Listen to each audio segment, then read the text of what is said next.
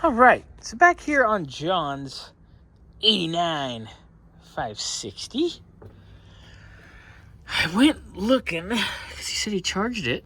I had it charged 134A, and then it leaked out. Well, whenever it was charged, they used dye, which makes me happy. It makes my job easier because I pulled the caps off the adapters.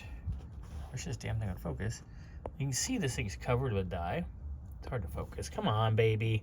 There you go. You can see that's covered with UV dye. And down in the port itself, focus, focus, focus.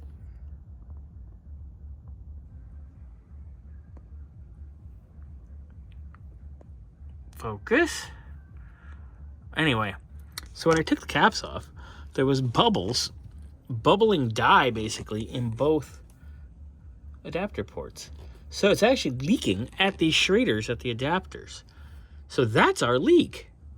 So I'm just going to let you know, John, you got lucky. They were easy to find. It wasn't cleaned properly, and the shraders weren't put on properly before the adapters.